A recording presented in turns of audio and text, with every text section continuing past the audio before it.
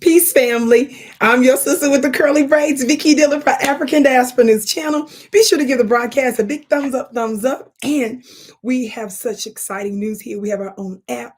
Family, be sure to download it. Be sure to check it out. Be sure to connect with us there because that helps to expand our voice in a more effective way. And be sure to tell everybody about it. Thank you so very much. Now, family, listen.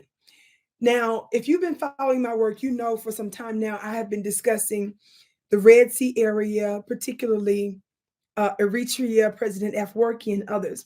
And I have known for some time, because of how the United States move, that there must be some economic, political reason why she continues to messmake and even plot in some ways the removal of President Isaias Afwerki. Well, I did another piece here recently, which hopefully you have seen that. Be sure to pay attention to my back-to-back coverage on this topic because there's so much to cover. And here in the United States, the House Foreign Affairs Committee conducted yet another hearing on the record, and it was titled Ethiopia, Promise or Perils, the State of U.S. Policy. In this particular hearing, one of the ambassadors made an interesting statement and reminded us of something that took place just recently, a few months ago, from U.S. Secretary of State Antony Blinken. Watch this. Secretary Blinken visited in March. He had direct conversations with the Prime Minister and senior members of his cabinet, as well as making public the United States' absolute commitment to seeing through what both the government of Ethiopia and the TPLF have committed to in terms of ensuring that there's transitional justice. But transitional justice, as you said, has to also be a national process. He reminded us that U.S. Secretary of State, the top U.S. diplomat in the country, the top head of the State Department, and all ambassadors, beloved, made a trip to Ethiopia some months ago. Now, of course, he made a trip to a few other strategic African countries, but if the United States is sending their top ambassadorial diplomat, who's the head of the State Department, to your country, there is a strategic reason. Please understand. Now, I want you to watch now this second clip of Congressman Sherman making a statement here during the hearing. Watch this. About Ethiopia's desire for a seaport. Obviously, we don't change international boundaries almost ever. But I will point out, I believe that Bolivia has certain rights with regard to Chilean ports. There are a number of other circumstances where a landlocked country has the right to use a port and have access to it and to not have tariffs on goods going out or going in. And I would think it'd be a step toward peace if Eritrea would agree not to give up any of its territory, but also not to charge tariffs. Okay, did you hear him? Did you hear him mention the port? And did you hear him acknowledge that really that particular port belongs to Eritrea? And that, while he claims that Ethiopia is looking to have access to a port, he's basically trying to say, well, hey, they can't, they're not supposed to, or they better not, don't mess with, Eritrea. That's technically theirs. Basically, hopefully give him a little wink and a nod. That was such a tacit response for him to half-heartedly admit whose port and land that is, and mentioning other countries that have certain rights to certain ports, for example, as if he was hinting and ginning up more controversy between the two nations. Why am I saying that? It's not just there. As I was doing research on this topic, I noticed that there were multiple print publications that have headlines like this one from BBC: Ethiopia's Prime Minister Abiy Ahmed eyes Red Sea port in flaming tensions. The way they're covering this is as if the Prime Minister is looking to violently take control of this port with Eritrea. Now, at the same time, of course, we know that there have been favorable conversations and bilateral engagement between Eritrea, President Afwerki, and the prime minister in his country, Ethiopia. So the fact that you're seeing these print publications and you're seeing congresspersons gin up this as if Ethiopia is getting ready to just invade Eritrea and saying that he wants access to this particular port, buried deep within this report, way down in the report, it acknowledges the fact,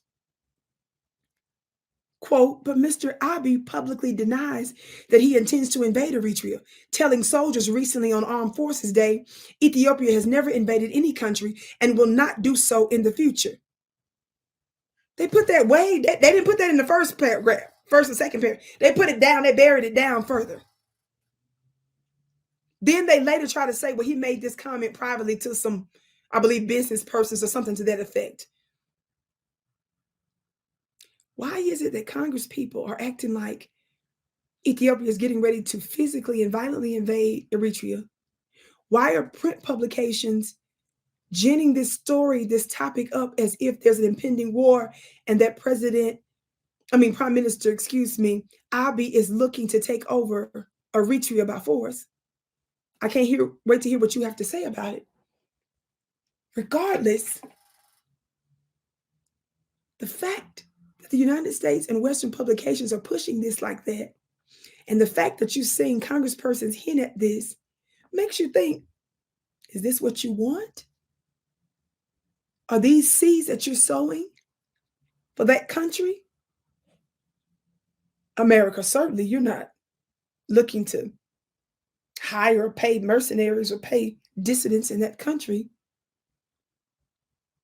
to stir up trouble violently with Eritrea. And because you've already put it out there in mass press, giving the impression that Prime Minister Abiy is getting ready to violently take over Eritrea to have access to a port.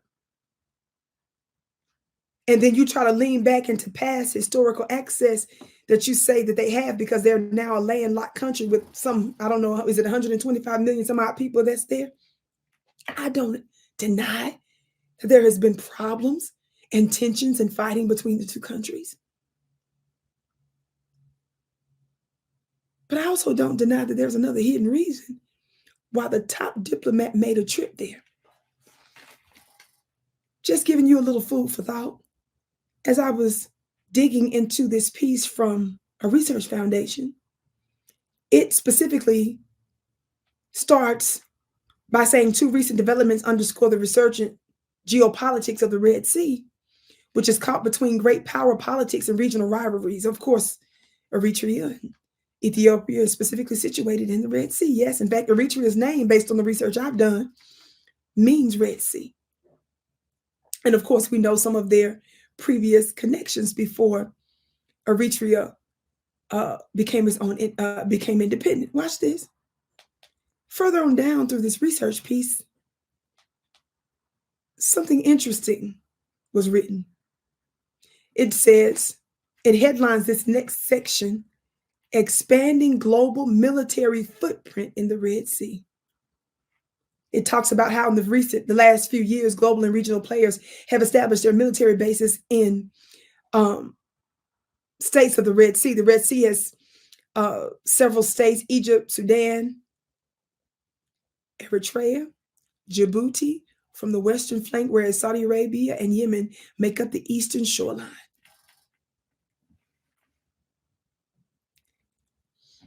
Family, I hope you're catching this. I hope you're catching this. Talks about Israel's port of Eilat is located in the northeastern corner of the strategic waterway. It talks about how Egypt and other countries, Middle Eastern country, regional heavyweights in their own right, whereas the other four states are weak, poor, volatile, and vulnerable. So they're calling those states that have connections and access to certain parts of the Red Sea basically powerful and heavyweights. But it says the other four, weak, poor, volatile, and vulnerable. In such a region, it's no surprise to find steadily growing involvement of the regional and global military players. It talks about how Russia has announced plans to establish a naval base in Sudan, whereas China holds a military base in Djibouti. You know, all of this is interconnected to hegemonic nations such as the United States and their Western allies trying to maintain control because that waterway and trade and so forth. Yes? And geostrategic positioning for military access and some other things, right? Watch this. It goes on. In the context of the war in Yemen since 2015, the UAE, United Arab Emirates, and Saudi Arabia sought to limit the power of Iran-supported Houthis and also curb Iranian influence in the southern Red Sea region.